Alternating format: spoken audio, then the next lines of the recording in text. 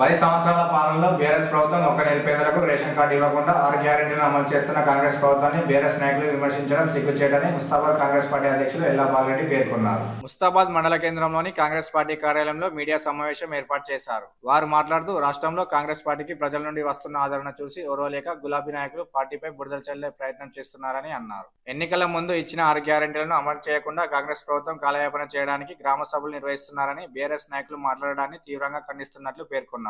10 సంవత్సరాల కేసీఆర్ పాలనలో ration card ఇవ్వలేదని మండిపడ్డారు.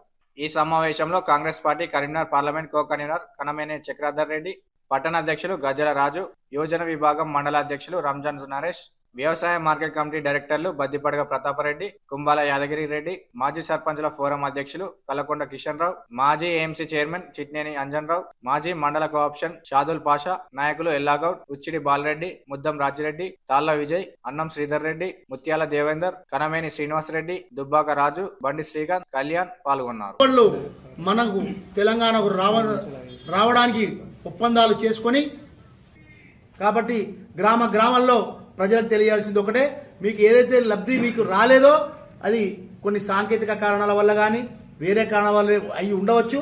మీ స్థానిక నాయకులను సంప్రదించవలసిందిగా ఈ సందర్భంగా తెలియజేస్తూ ఈ రోజు ప్రజాపాలన బ్రహ్మాండంగా సాగుతుంది.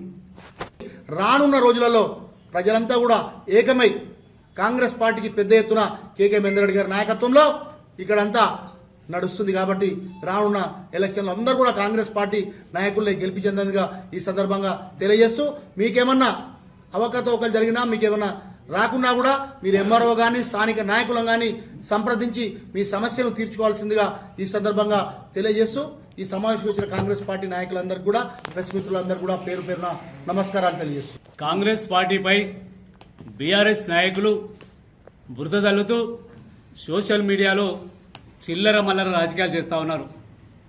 ఎందుకంటే కాంగ్రెస్ పార్టీకి ప్రజల్లో వచ్చే ఆదరణను చూసి ఓర్వలేక మరి వారు అసెంబ్లీలో కానీ పార్లమెంట్లో కానీ ప్రజలు వాళ్ళని బొందబెట్టిరు. మా పార్టీ ఉనికి ఎక్కడ పోతుందో అనే ఉద్దేశంతో కాంగ్రెస్ పార్టీపై ప్రభుత్వంపై చిల్లర మల్లర రాజకీయాలు చేస్తూ ఉన్నారు. 6 గ్యారెంటీలు ఇవ్వని అంటారు. 6 గ్యారెంటీలు నెరవేరుస్తోంది ప్రభుత్వం. ఇలా ఉచిత బస్సు ప్రయాణం కావచ్చు, మరి